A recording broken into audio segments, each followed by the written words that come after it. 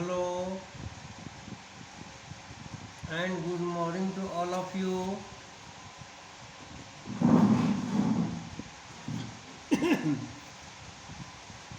आप लोग के रिक्वेस्ट पर आज हम आप लोग को, क्योंकि मैंने आप लोग को ऑफलाइन क्लासेस में इनकम टैक्स के सारे क्लासेस मैंने करवा चुका हूँ, लेकिन कुछ कन्फ्यूजन के कारण शायद आप लोग के द्वारा कहा गया है कि इनकम फ्रॉम अदर सोर्सेस में सर कुछ डाउट्स हैं। इसलिए क्विक रिवीजन के ख्याल से और आने वाली एग्जामिनेशन के दृष्टिकोण में ध्यान में रखते हुए मैं इनकम फ्रॉम अदर सोर्सेस अन्य स्रोतों से आए, इसके बारे में आप लोग से कैसे इस प्रकार इसके प्रॉब्लम को हम सॉल्व करेंगे, हल करेंगे, मैं आपको समझाने जा रहा हूँ। जैसा कि ऑफलाइन क्लासेस में जो विद्यार्थी हमारे पास क्लासेस किए हैं सब जानते हैं कि, और न भी जानते हो तो जान जाए, शुरू मैंने बिगिनिंग से बता रहा हूँ, कोशिश कर रहा हूँ कि रिवीजन के साथ साथ जो नए विद्यार्थी भी हों वो भी ये सीख सकें। किसी भी व्यक्ति का, कोई भी इंडिविजुअल का इनकम टैक्स में या उसका कुल आय को 5 श्रेणी में, हाई हेड्स में डिस्ट्रीब्यूट किया गया है। कोई भी व्यक्ति 5 ही तरीके से अपने आय का साधन या स्रोत बना सकता है। कोई भी व्यक्ति 5 ही तरीके से अपने आय को अर्न कर सकता है या कमा सकता है, अपनी भाषा में कहे तो इनकम टैक्स किसी व्यक्ति की इनकम को 5 हेड्स में डिस्ट्रीब्यूट किए हैं, जिसमें पहला हेड है सैलरी, जिसको हम बोलते हैं इनकम फ्रॉम सैलरी, जिसको हम उसको डिस्कशन करना है सेक्शन 15 to 17 में। दूसरा हेड होता है, ये से नंबर 1 को नंबर 2 हम लोग बोल, नंबर 1 इसको बोलते, नंबर 2 इसको बोल दिया जाए, बोलते इनकम फ्रॉम हाउस प्रॉपर्टी। ये हम लोग डिस्कशन करेंगे सेक्शन, या डिस्कशन कर चुके हैं सेक्शन 22 से लेकर के सेक्शन 27 के अंतर्गत। तीसरा हेड होता है इनकम फ्रॉम बिजनेस और प्रोफेशन, इसको प्रॉफिट भी बोलते हैं हम लोग। बिजनेस और प्रोफेशन, इसको हम हेड के सेक्शन 28 से लेकर के 44 तक, 28 से 44, 44, अगर दिखाई नहीं पड़े तो देख लीजिएगा, 44 सेक्शन 28 से लेकर के 44। क्योंकि आज हम बोर्ड रीडिंग नहीं कर रहे हैं, आज हम कॉपी में बता रहे हैं, इसलिए थोड़ा छोटा छोटा लिख रहे हैं, इसलिए बातों को समझने का प्रयास करेंगे। फोर्थ हेड इनकम का, इनकम फ्रॉम कैपिटल गेन, इसको हम स्टडी करते हैं सेक्शन 45 से लेकर के 55 तक। सेक्शन 45 से लेकर के 55, सेक्शन 55 तक इसको हम लोग स्टडी करते हैं। मैंने बताया कि किसी व्यक्ति के इनकम को 5 हेड में डिस्ट्रीब्यूट किया जाता है। Income from salary, income from house property, income from business और प्रोफेशन, जिसको पीजीबीपी, इसको हम लोग पीजीबीपी भी बोलते हैं हम लोग। Income business profit, income from business and profession. Capital gain, salary में जो व्यक्ति किसी एम्प्लॉयर के द्वारा सैलरी प्राप्त हो वो टैक्सेबल होते हैं। हाउस प्रॉपर्टी में जो आपको रेंट रिसीव्ड होते हैं, जो किराए पर मकान लगाया जाता है, किराए से जो इनकम होते हैं उसको टैक्सेबल करते हैं।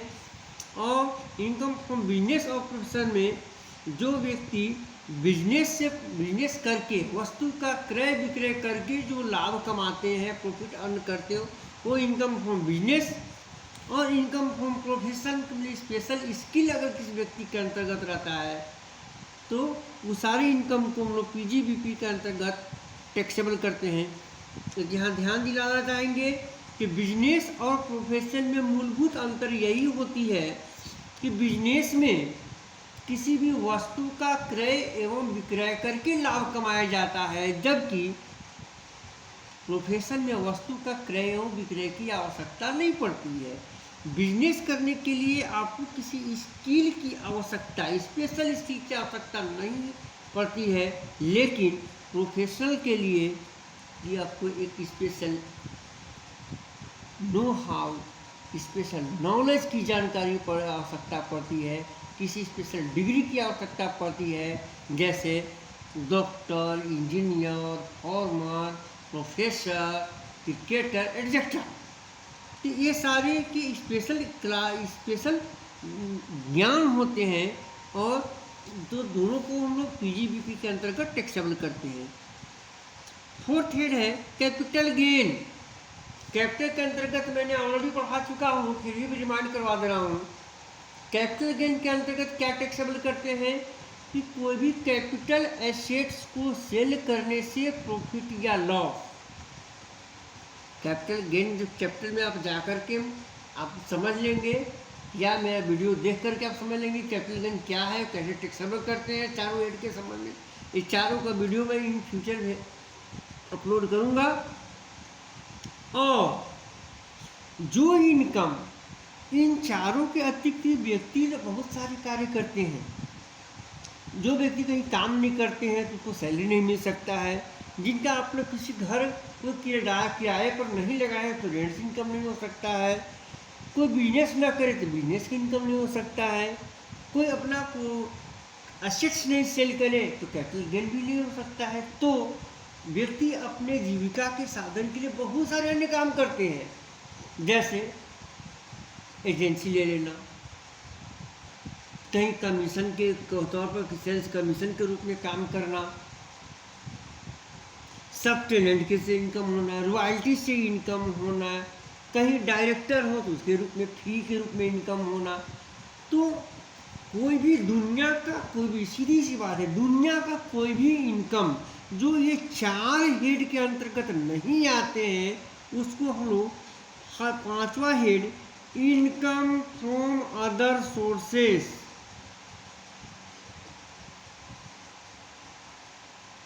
के अंतर्गत टैक्सेबल करते हैं, जिसका सेक्शन 56 से लेकर के 59 के अंतर्गत 56 से लेकर के 59 के अंतर्गत सारे इनकम और डिडक्शन आते हैं।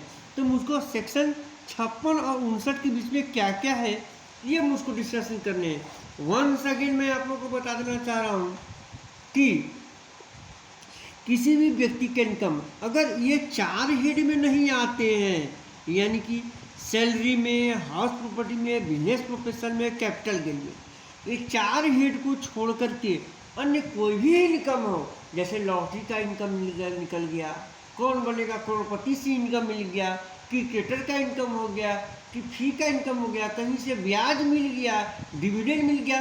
मेरे पास बहुत सारा पैसा हम कहीं कंपनी में लगा चुके हैं, कहीं फिक्स डिपॉजिट कर रखा है बैंक में, पोस्ट ऑफिस में, सिक्योरिटीज में, तो वहाँ से ब्याज मिलेगा, तो ब्याज का इनकम। मैंने किताब लिख रखा है तो रॉयल्टी का इनकम, कहीं भी किसी कंपनी में डायरेक्टर फी का इनकम, इन बहुत सारे इनकम होते हैं। मैं लेक्चरर हूँ, हो सकता है कॉपी चेकअप किया हूँ, एग्जामिनेशन वर्क किया हूँ, कोई लेक्चर हो सकता है डिलीवर किया हूँ, उसके रूप में मुझे फी मिला हो, या हो सकता है एग्रीकल्चर इनकम मिला हो। सर बहुत पहले आपने तो बताया था मुझे कि एग्रीकल्चर इनकम, कृषि से इनकम जो होगा वो तो टैक्स फ्री होता है, मैंने बताया था जी।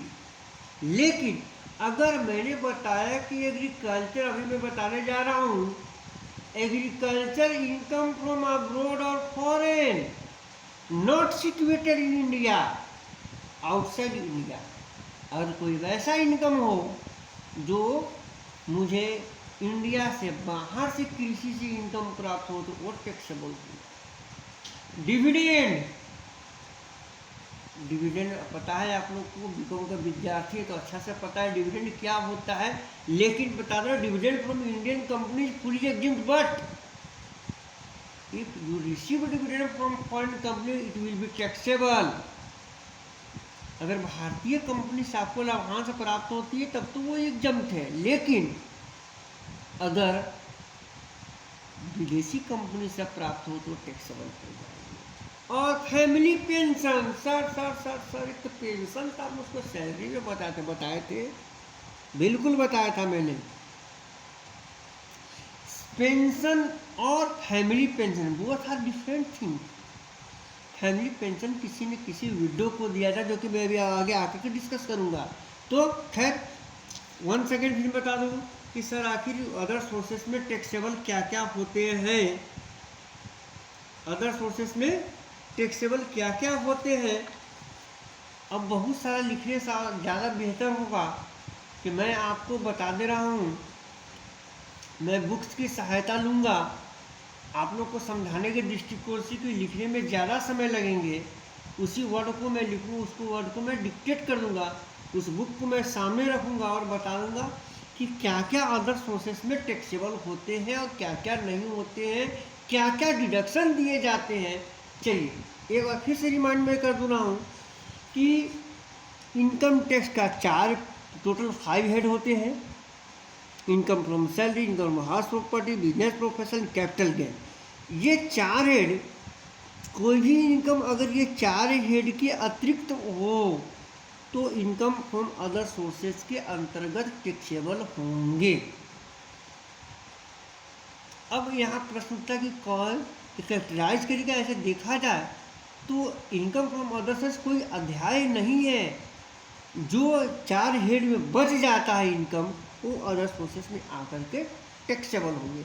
अब प्रश्न ये है कि क्या क्या इनकम, कुछ कैटेगराइज बता दिया जाए। बिल्कुल मैं आपको बताने का प्रयास कर रहा हूँ, आप गौर से समझने का प्रयास करेंगे कि क्या क्या इनकम है जो इनकम फ्रॉम अदर सोर्सेस में टैक्सेबल होंगे। ठीक है, अब ध्यान से मेरी बातों को सुनेंगे।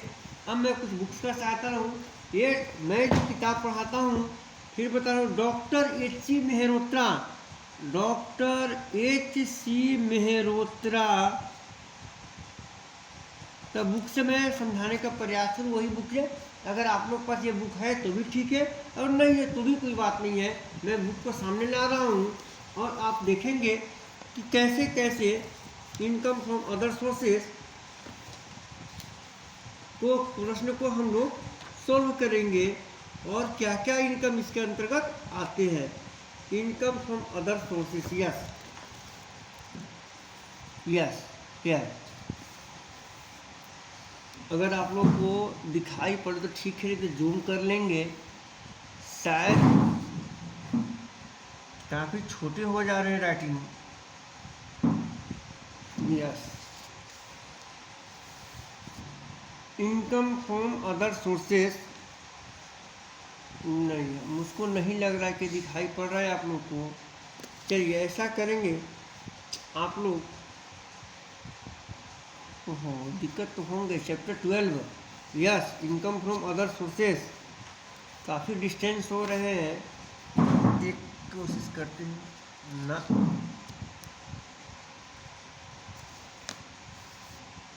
It's not going to cover all the word. चलिए हम थोड़ा